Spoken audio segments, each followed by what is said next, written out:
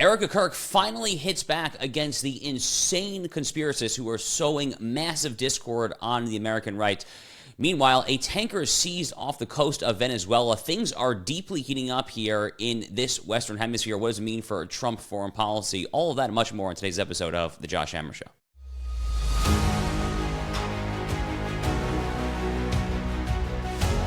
Well, Erika Kirk, the widow of Charlie Kirk, finally breaking her silence and smashing, in no uncertain terms, the unhinged conspiracists, the utter mental lunatic, insane asylum-worthy loonbags who have been saying some of the most bat-crap crazy stuff imaginable. We're going to get to all of that, as well as Tyler Robinson, the alleged, likely assassin of Charlie Kirk, is now in court for the first time today. All that and more momentarily. But for now, just some news of the day. So a really high-profile incident off the coast of Venezuela yesterday. This is not the kind of thing that you see every day. An oil tanker, a full-fledged oil tanker, was seized by the United States Coast Guard and by the United States Navy. Now, the way that this worked is you had a warboat striker group led by the USS Gerald Ford, which is a major aircraft carrier. This was all sent down off the coast of Venezuela to the Southern Caribbean area and U.S. Southern Command. This all happened over the past month and a half or so. It is a historical, fairly unprecedented show of force when it comes to the United States of America, specifically talking about Venezuela. And the way that this went down yesterday off the coast of Venezuela was the seizure was led by the U.S. Coast Guard with support by the United States Navy. To get even more granular details, the literal way that this actually went down is you had some Coast Guard members who were taken to this Venezuelan oil tanker by helicopter, the helicopter departing from the USS Gerald R. Ford. The Ford, again, arrived just last month in this Trumpian show of force, all orchestrated against Nicolas Maduro, who is barely hanging on to his seat as the communist strawman there in Venezuela. And the video shows that the video is pretty crazy. Pam Bondi, the Attorney General, tweeting out, showing that folks are fast roping. They're roping down from the helicopters as a hovers just feet off the deck. And the seizure actually went fairly swimmingly, for what is worth. So a little bit more about this particular vessel. The U.S. officials who have spoken on the condition of anonymity have described this vessel as something that they refer to only as the Skipper. Now, the Skipper was previously known as the MT Odessa, according to ship tracking data. There's all sorts of maritime experts who have this sort of data in their databases.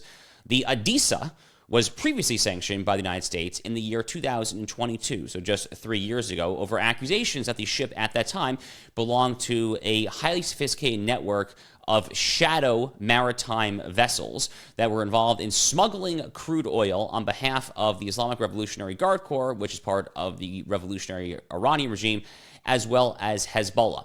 We've talked about this in the show numerous times, is this insidious, long-standing, decades-long connection, actually, between Hezbollah, above all, as well as their patrons in Tehran, and a lot of the drug cartels in the Americas, in Latin America. There's a problem that goes back many, many, many decades. Is one of the many reasons that Hezbollah, for 40-plus years now, has been the Iranian regime's single favorite proxy of all of their terrorist proxies, is the way that Hezbollah has been able to insinuate themselves and develop really deep relations with a lot of the cartels.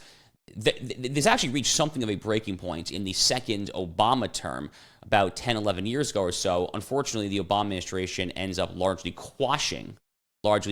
burying that particular investigation. Politico did a long story of it at the time. I think it was actually in the first year of the Trump presidency, in 2017, Politico had this story. At the time, it was really one of the great undercovered scandals in recent American history, the lengths to which the Obama administration went to totally quash and to bury this story about the extent of coordination between Hezbollah and the drug cartels, Maduro, the Castro regime in Cuba, all the various bad actors in the Western Hemisphere. They oftentimes have Hezbollah specifically and ultimately Iranian regime support. So this tanker has been on the U.S. radar for a while now, and they went ahead and actually just seized it yesterday. Pam Bondi, who tweeted out this really remarkable video of the actual U.S. Coast Guardsman getting off the chopper, going down to the vessel known as the Skipper. And here is what Attorney General Pam Bondi says, talking about the legal justification of what happened off the coast of Venezuela yesterday. Pam Bondi putting on X yesterday, quote, "Today, the FBI, the Homeland Security Investigations, and the U.S. Coast Guard, with support from the Department of War, executed a seizure warrant for a crude oil tanker used to transport sanctioned oil from Venezuela and Iran." So there again is the Iran-Hezbollah connection. "For multiple years, the oil tanker has been sanctioned by the United States due to its involvement in an illicit oil shipping network supporting foreign terrorist organizations. This seizure, completed off the coast of Venezuela, was conducted safely and securely, and our investigation alongside the Department of Homeland Security to prevent the transport of sanctioned oil continues." So this is sanctioned oil. It is Iranian Hezbollah oil. It is Venezuelan oil. All this is sanctioned at this point. And ultimately, this really is part of the now extended months-long pressure campaign from the Trump administration. The narco-terrorist boat strike is very much a part of this, by the way, when it comes to this amplification of pressure on the Maduro regime, trying to essentially force regime change without actually having to fire a single bloody shot at Maduro. That's really what's actually going on here. As far as what happens to the oil, the actual oil on that boat, Donald J. Trump, as he often does, had a pretty humorous answer. Go ahead and watch this. What happens to the oil on this ship? Well, we keep it, I guess. Where does it go? What port does it go to? Well, you have to follow the tanker. You know, you're a good newsman. Just follow the tanker. Do you know where we're going? Was it going Follow to it. China? Get a helicopter and follow the tanker. Is it true it's going to But we're China? gonna. I assume we're gonna keep the oil. I mean, sometimes how do you not love this man? I mean, sometimes I just laugh so hard at Donald Trump. I've said this so many times over the years. It is one of Donald Trump's great political gifts is the fact that he is just a slapstick, slap your knee kind of funny man. His sense of humor is something that politically sustains him from voter to voter, and frankly, he's been doing this now for the better part of 55 years in the tabloids, whatnot there. It's really what sustains him oftentimes from generation to generation as well.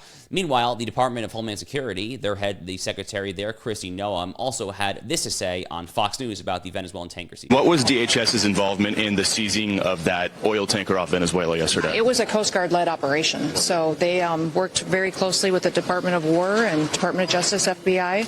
We're thankful that we have an opportunity to push back on that regime. All right, so she's talking there about the regime being the Maduro regime. Now, who is Nicolas Maduro? Now, Nicolas Maduro is, some folks would call him a socialist. I prefer to just call him a communist, a dirty commie. He is the successor to Hugo Chavez, his predecessor, who was a Castro-esque, a close Castro ally, a deeply horrific socialist communist leader there in Venezuela. Hugo Chavez overseeing the plummeting, the descent of Venezuela from one of the wealthiest Latin American countries. Venezuela blessed with tremendous natural resources that no other Latin American country really has. Really none of them. Peru, Paraguay, Argentina, Brazil, you name it. None of them have the oil reserves that Venezuela has there right off the coast. It is a remarkable blessing for the people of Venezuela, or at least it should be. It should be, unless and until communism takes hold. And that is why Venezuela now has become a third world horrific poverty state, overrun by the cartels, overrun by foreign influence, overrun by China, Hezbollah, Iran. The people are totally skinny. You see some photos there. They are emaciated. They're all skin and bones. You see the rib cages.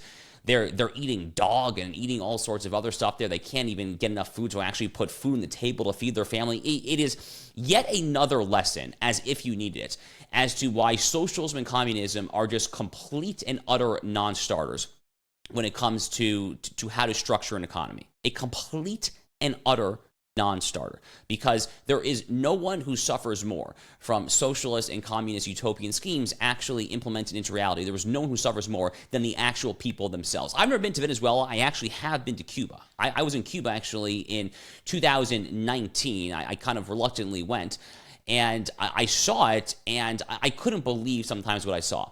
The level of communist propaganda, like literal highway billboard style propaganda, socialismo es el futuro, socialism is the future, these images of Che Guevara, And then just the poverty. I mean, the dilapidated buildings at the time in Havana, just the people just homeless and searching for food everywhere they can find it, the stray dogs. I mean, just awful. Just awful, awful stuff. And Venezuela very much is another example of that. Now, the actual reason, though, that Trump and the administration care so much about the Maduro regime and trying to have this pressure campaign, trying to get the Maduro regime to ultimately step down, ideally to abdicate without having to fire an actual single shot. The reason for that is not necessarily because they are Samantha Power-esque liberal internationalist humanitarians. To be clear, we all care when people around the world are suffering, and Donald Trump has said some wonderful things about the plight of Christians who are currently being genocided by Boko Haram and various other Islamist actors there in Nigeria in Western Africa. So I'm not downplaying the basic human emotion that comes with seeing other people suffering, but the main reason, just calling it like I see it, I mean, the main objective reason why the Trump administration cares about what's happening in Venezuela is not necessarily for human rights or humanitarian reasons, rather is because of pressing national security reasons. And that's because everything from Iran and Hezbollah, as we just discussed, to the Chinese Communist Party via their Belt and Road Initiative, which is this sprawling 21st century geopolitical framework by which the Chinese Communist Party is seeking to increase its clout and influence all throughout the world. Everywhere from China through Central Asia into Europe. That's kind of the old Marco Polo Silk Road, all the way to the Horn of Africa, China building a naval base in Djibouti and in the Horn of Africa, right near Eritrea and Ethiopia. And yes, they are very deeply, heavily involved in our own hemisphere as well. The Chinese Communist Party has made major investments in ports and other maritime naval infrastructure in countries such as Peru on the Pacific coast of South America. They are extremely cozy, as you might expect, with the communist regime, the Castro regime to this day, still in Cuba, very close to where I am currently speaking here in South Florida. China is all over, and they are very close with the Maduro regime in Venezuela as well. In fact, a recent phone call that Xi Jinping, the Chinese Communist Party head honcho, the recent phone call that Xi had with Maduro in Venezuela, basically doubling down and saying that, bro, we've got your back essentially no matter what. So China has doubled down on their support for Maduro. Vladimir Putin, incidentally, has done the exact same thing from his perch over in the Kremlin. And that is why the Trump administration comes in there and says, no, I'm actually not going to support this. This is not okay. This has actually been part of the doctrine of this second Trump administration since the get-go. Think about the fact that Marco Rubio himself is the Secretary of State. Marco Rubio, who rose to political prominence right here in South Florida, where I now live. Marco Rubio, who is himself the son of Cuban refugees, someone who has a very keen set of eyes and ears when it comes to Latin America more broadly. If you recall to January, this past January, Rubio's first overseas trip was actually to Latin America. The Wall Street Journal had a whole op-ed at the time from their Latin Affairs columnist, Anastasia O'Grady. She had a whole column talking about how this is the reassertion of the Monroe Doctrine for the 21st century when it comes to Trump, with Marco Rubio, the son of Cuban refugees and a fluent Spanish language speaker, there as kind of the symbolic and figurative head of this. So what exactly is Monroe Doctrine, and how does it relate to what we are now seeing play out with the Trump administration and their approach to Latin America more broadly, and also to Venezuela specifically? So the Monroe Doctrine takes its name from James Monroe, who was the early 19th century president, and a pretty good one at that, an underappreciated president, I would argue, by some historians. And he essentially argued that when a foreign state intervenes in the political affairs of the Americas more broadly, North and South America, when there is a foreign state, which at the time really meant Europe, when there is a foreign, aka European, political intervention meddling in the internal affairs of the Americas, then that should be viewed as a potentially hostile act against the United States, a potentially hostile act against the United States. Now, that was followed, that was expanded upon in 1904 during the Teddy Roosevelt administration with a doctrine that is known as the Roosevelt Corollary. So the Roosevelt Corollary, promulgated by President Teddy Roosevelt in 1904, says that the United States could legitimately, directly intervene in the internal affairs of Latin American countries if they do not do enough to prevent foreign aggression, which at the time, again, means European aggression, but By the same logic, this could extend to any kind of aggression. Today, that would be Russia, China, and Iran, namely above all. Now, the most interesting kind of update for this is this. We haven't actually yet covered on the show. So the Trump administration just recently put out their brand new national security strategy. So administrations, whether it's on an annual or sometimes a biennial basis, they will periodically produce what is known as a national security strategy, which is a fairly systemic 30, 40, 50-page document just laying out how the presidential administration views the world, how they view foreign policy, how they view national security, et cetera, et cetera, et cetera. There are a lot of good footprints from folks in the State Department on this most recent document. I know some of the folks involved, and I won't say names, but I think pretty highly of these folks there. So there's a lot to like about this national security strategy document that just came out from the Trump administration. There are some reasons, at least, to be somewhat skeptical. There is something of a bolstering of the legitimacy of the Chinese Communist Party when it comes to having their own purported legitimate sphere of influence.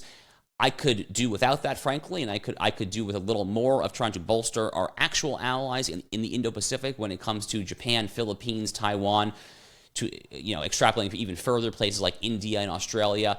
Let's table that for now. We'll have more on the Chinese Communist Party and NVIDIA and all of that on tomorrow's show, I think. But for now, I want to focus on this.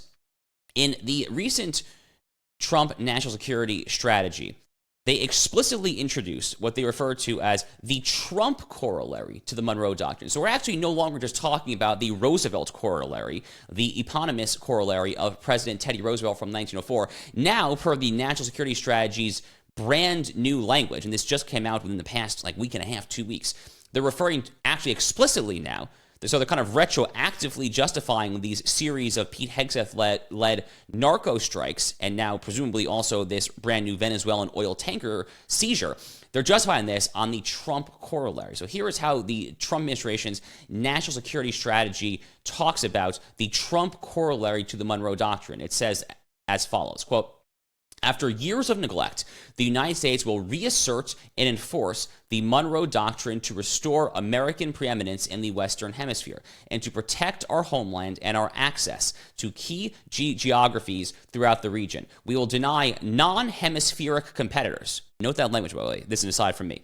Non-hemispheric competitors. So that's kind of the 21st century update to the original Monroe Doctrine's emphasis on European. So they're talking here about non-hemispheric. That means not just European. That means also Iranian, Russian, Chinese, and so forth. Okay, back to the security strategy. Quote, "We will deny non-hemispheric competitors the ability to position forces or other threatening capabilities or to own or control strategically vital assets in our hemisphere. The Trump corollary to the Monroe Doctrine is a common sense and potent restoration of American power and priorities consistent with American security interests." So there's a lot to like here. There is a lot to like about this. The most basic reason why the Monroe Doctrine, the Roosevelt corollary, and now the Trump corollary, the most basic reason why this makes sense is because it's just really freaking intuitive. You don't have to have a PhD in international affairs or public diplomacy to understand that when it comes to our own backyard, like our literal own hemisphere, yeah, we should probably care a little bit more and taking a more hyperactive, more aggressive approach to preventing hostile foreign intrusion. It's often been said that America is blessed with geography, and so we are. From sea to shining sea, we have major bodies of water, gargantuan global oceans on both our west coast and our east coast. That's amazing. We have a failed narco state, however, to our south, and there are plenty of other failed or deeply troubled states even further to Mexico's south. And we have a reason, for reasons of basic proximity and geography, when it comes to the international human trafficking rings, when it comes to the drug cartels, when it comes to the transnational shipping of fentanyl and cocaine, the de facto chemical warfare flowing into the United States, killing untold thousands or millions by now, millions and millions and millions of Americans there. We absolutely ought to care more about what is happening south of our border in this own hemisphere for the most part than what is happening halfway or fully around the world. I am a longtime proponent of the Monroe Doctrine and these various corollaries for the very simple reason that it just makes sense. And that broadly is how the administration views this as well. They are talking now about the Trump corollary. Now, how long is this going to go on? That's kind of my question. I'm very supportive of the strategy. I've got no qualms whatsoever with this oil tanker seizure. Is it an escalatory action? Yeah, I mean, it's definitely not de-escalatory. Do I support it? Heck yeah, I support it. I mean, this ship was already sanctioned 3 years ago. There was legal justification there. It was a swift, smooth operation. There were no casualties, no tragedies, anything like that there. It is deeply humiliating for Nicolas Maduro. It is deeply humiliating for all of his allies, from China to Hezbollah and so forth there. And yeah, as President Trump says, we got the oil, which is always nice to try to reduce prices from a good old-fashioned Econ 101 supply-demand curve as well. So there's a lot to like about this. My only question is, how much longer is this cat-and-mouse game going to go on when it comes to President Trump and Nicolas Maduro? Maduro, for what it's worth, doesn't seem to particularly care too much about all this pressure that Donald Trump is putting on him. There is this utterly hilarious new video that I was looking at this morning and frankly just laughing my butt off to myself, with Maduro wearing this really funny old man straw hat. And he starts speaking in Spanish, and then he starts speaking in English. Don't worry, be happy. Trying to conjure up the best of Bob Marley, trying to tell his deeply oppressed dog-eating constituents, if you even call them constituents, they are subjects in a communist tyranny, trying to tell them, don't worry, be happy. So, I mean, he clearly is unfazed. He clearly does not, or at least publicly, doesn't really give a crap about what's happening there. He's very much struggling at home. I do hear secondhand from a lot of folks who are veterans of the DEA, the Drug Enforcement Agency, groups like that they are not entirely sure exactly what is President Trump's endgame here when it comes to Venezuela. Now, if you take the Monroe Doctrine and the Roosevelt Corollary at face value, it is worth noting that at face value, they do justify up to and including actual military action. I guess the point would be this, is that, Mr. President, I'm not entirely sure that this is exactly what your voters voted for either. I'm not entirely sure that supporting the attempt to topple another corrupt Latin American regime is exactly what a lot of Trump's voters supported. Now, on the one hand, we are robust supporters here of the Monroe Doctrine. We are robust supporters of the notion of caring more about the Western Hemisphere than virtually any other place around the world for obvious intuitive reasons.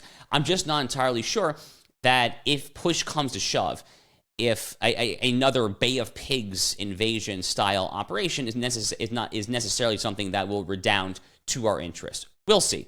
All I'm saying is that America has, the doctrine and corollaries notwithstanding, America has a very long and checkered, I think would be a charitable way of putting it, a very long and very checkered history when it comes to trying to impose regime change, color revolutions, or actual toppling of dictators when it comes to Latin America. So I'm somewhat cautious, somewhat wary of that. Anything short of that, basically, though, I think is totally fair game. And certainly this Venezuelan oil tanker seizure is definitely an escalation. We'll see how Maduro responds. He hasn't really necessarily done a whole lot to respond yet, other than basically just telling his oppressed people to don't worry, be happy, which I'm not sure they're doing because they're definitely worrying and they're definitely not happy. But I guess we'll see how that plays out. In other news, the mayor of Minneapolis, what an utter buffoon. What an absolute utter buffoon. We've been talking for a while on this show about the growing threats of Islamization of America, the two I's, Islamization and immigration, and the toxic intersection thereof. The Somali fraud in Minneapolis, which is shaping up to be the largest bilking of the taxpayer likely in the entire history of these United States. Minneapolis is very much ground zero of this. But, I mean, I saw this clip and I just couldn't believe this. I mean, the mayor of Minneapolis, not only is he unfazed at how Somalis and Muslims have just totally taken over the Twin Cities, he seems to be darn proud of it. Go ahead and watch this. I wanted to talk to you about a few issues that are important for me, both what we have done and also what we're going to do. I was the first mayor in the entire country to allow for call to prayer in Adan 5 times a day.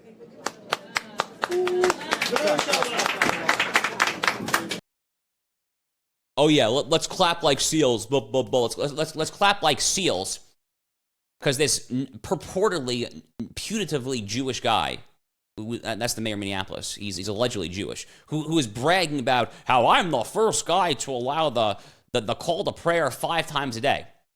What is wrong with you? Did you have any appreciation of what America is and what America is not? Do you have any understanding of what built this country? I mean, to say that they're clueless in Minnesota, I think is an understatement. By the way, Tim Walz, one thing that he's done, and I hope that Tim Walz ends up in jail, to be clear, from this whole Somali fraud thing. He has been profoundly complicit.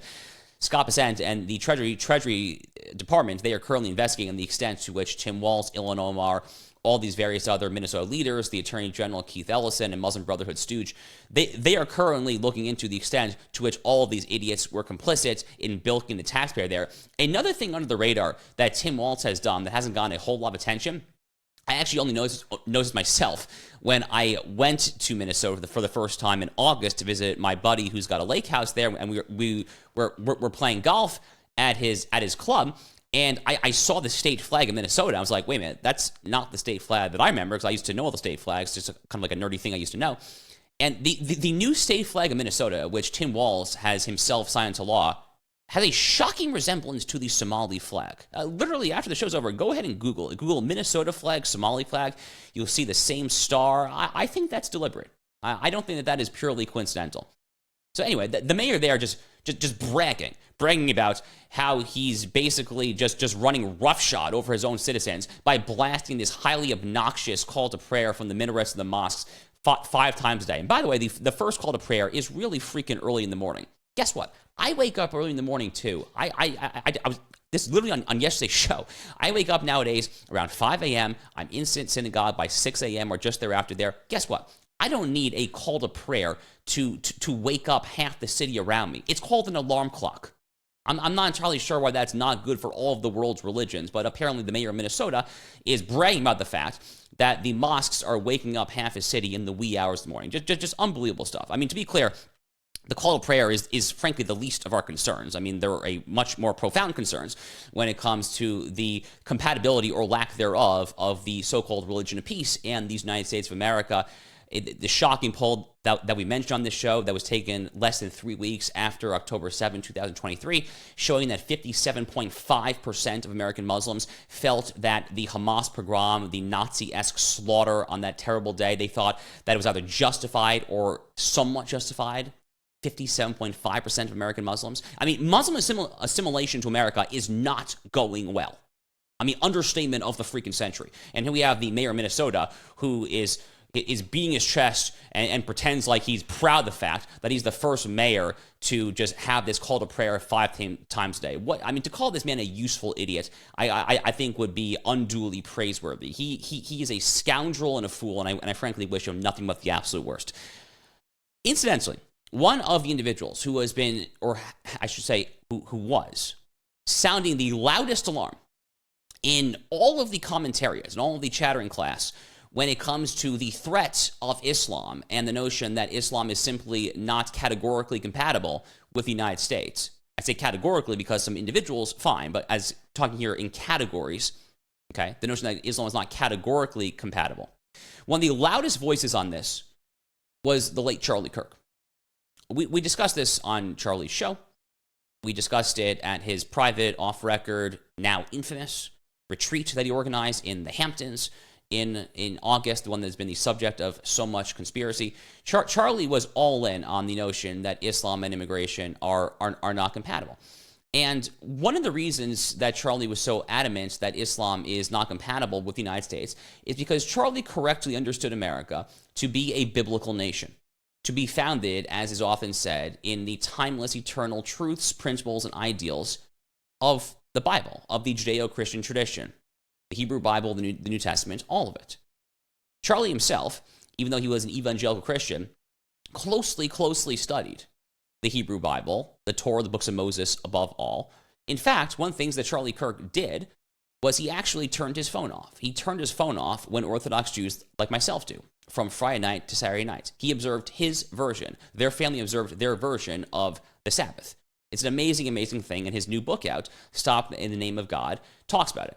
Now, his grieving widow, Erika Kirk, has been making the media rounds for the past few days, and probably for the next few days, if I had to guess as well, talking about, among other things, the release of this book, which has been sold out on Amazon. Hopefully they restock.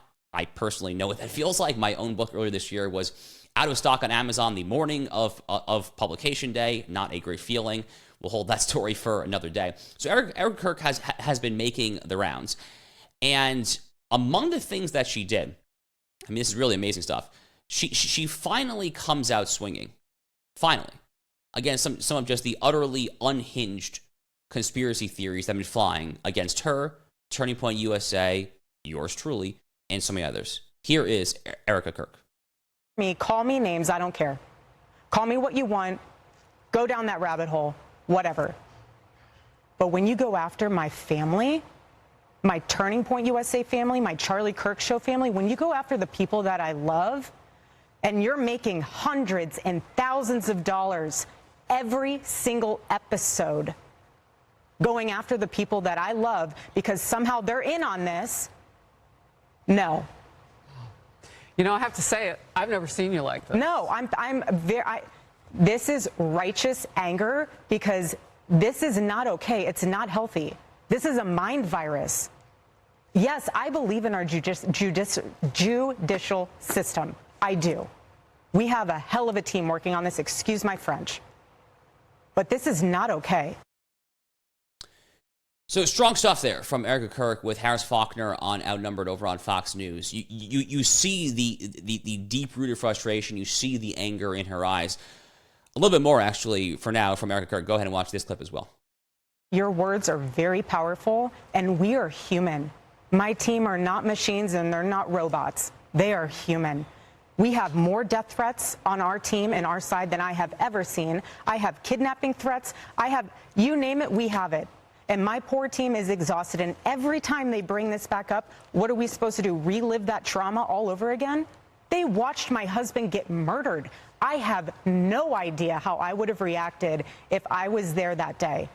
And thank the good Lord that I did not have to see that happen. But my team, they are rocked to the core. So why every single day do they have to be dragged through the mud, analyzed, hyper-analyzed?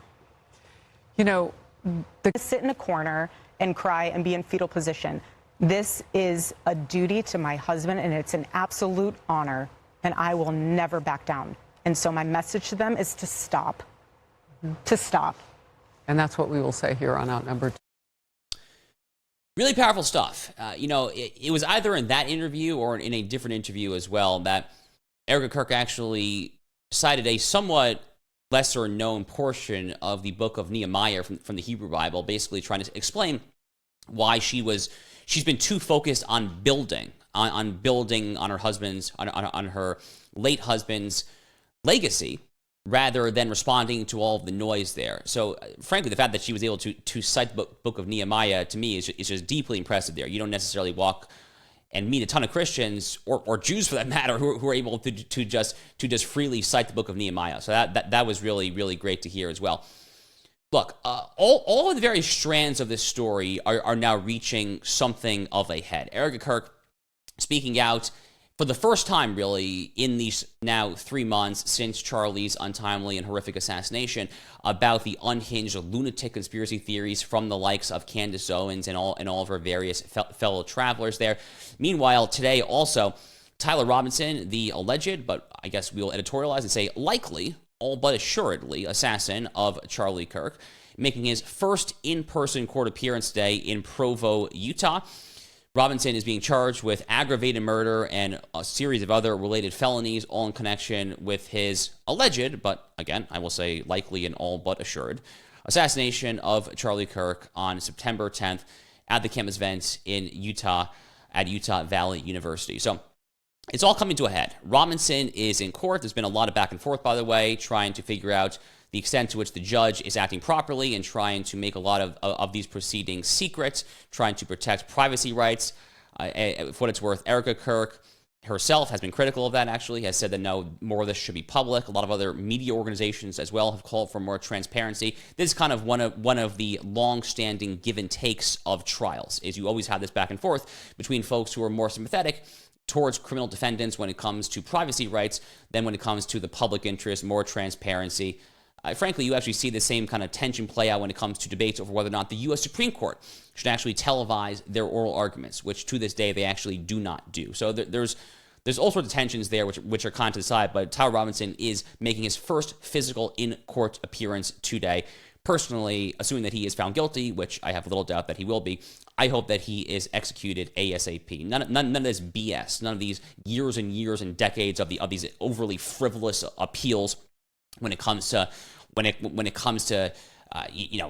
this petition or that petition or habeas corpus, or just trying to rig the system when it comes to the ACLU and all these various liberal, left-wing, legal NGOs. No, it's garbage. It's horrible. I hate the fact that the death penalty in this country takes decades to execute. Okay? Yes, you have your appeal, obviously. That is part of due process. You have your day in court. No one is trying to deny your right to appeal, and you can appeal that for legitimately as long as the legal system takes.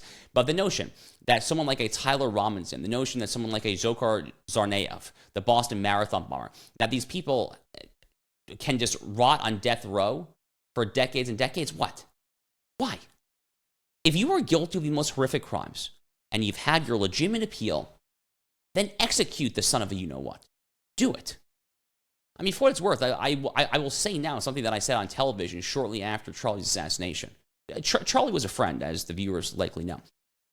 I said on Newsmax shortly after his assassination, Utah is actually one of the only states in the country that still has firing squad as a possible option when it comes to death, if someone is actually legitimately sentenced to death. I said on TV then, I will reiterate now, that if that day comes, and if it's not the lethal injection or some other form of execution, if it's the actual firing squad, I will gladly volunteer to fly out to Utah with my rifle, be part of that. That is how strongly I believe in legitimate, just capital punishment, assuming you've been found guilty, convicted, gone up through the ranks of appeal, etc., etc., etc. I genuinely, honestly do feel that way and believe in that. The arguably, though, even more important point is this. Erika Kirk, her appeal has to be heard. And I've actually been encouraged, looking at social media over the past 24 to 36 hours, it seems like the message is coming out. I'm not sure exactly what happened. It seems to me like maybe someone at Turning Point sent out either a formal message blast, some sort of memo, or an informal kind of blast text message, Slack channel. I'm not privy to this. I'm not part of this particular text message or Slack channel if it exists. But the memo has gone out, whether officially or unofficially, that we are no longer tolerating these conspiracy theories. Tim Pool, incidentally, went on an extraordinary, an expletive-filled but extraordinary rant against the unhinged conspiracist Candace Owens earlier this week. You should go ahead and check that out over at Tim Pool's channel. I was really encouraged to see that. I was on Tim Pool's show a few months ago. I don't really know that Tim Pool is necessarily exactly where I'm at on these issues, so that was really encouraging to see. I saw Megyn Kelly, actually, tweeting out her show link or something like that there, and all the replies, even from very, very MAGA accounts like Cat Turd, the replies were all essentially telling Megyn, no one cares what you have to say on this. Tell us that you will condemn Candace Owens, which is amazing. So clearly the message is getting out there that this stuff is not okay. Folks, there is nothing wrong in fact, there is much to be said and praised when there are legitimate doubts about asking questions to make sure that you actually have the truth of the matter. This is the scientific method that you learn about in elementary school, just basic human inquiry. Basic human inquiry has advanced a lot of knowledge throughout the entire course of human history. That is a far cry from accusing innocent people like me, accusing organizations like Charlie's own Turning Point USA, like accusing his wife, his widow, of what? Of being involved in his assassination? When we know, beyond the shadow of a doubt, if I can editorialize again, that it was this left-wing, transgender-adjacent, furry fetishist, lapsed Mormon, lefty fanatic, with the lyrics to Bella Ciao on his bullets, that it was that monster who pulled the trigger? Why are you doing this? Is it literally all for clicks? Are clicks worth selling your soul? Is Qatari money or Russian money, whatever the heck the case may be, is that worth selling your soul? It's disgusting. It is abhorrent and it is disgusting. And it has real ramifications. When I was in Europe at a conference in October, they arrested someone in Texas for issuing online death threats against me and a few others here in Florida, namely Carol Markowitz, Seth Dillon, and Laura Loomer. That individual has posted bond from the Palm Beach County, Florida jail. He cannot have internet access, no mobile phone, 24/7 ankle monitor, all of that there. The point is that these things, as I know personally now, have real consequences. When it comes to security, when it comes to reputation, and above all, most importantly, when it comes to whether or not you can go to sleep at night, whether one day you will face your maker on the precipice of entering the world to come, and you will be made accountable. You will have to answer for what you did in this world. Each and every day, you should go about your life making sure that you are ready to answer those questions and say, Lord, I have done my service. I have done my deeds. And I have not violated your commandments. Candace Owens and folks like that, not only do they belong in a mental institution, which they do, they have a lot of repentance to do as well. I pray for them, truly. I really do.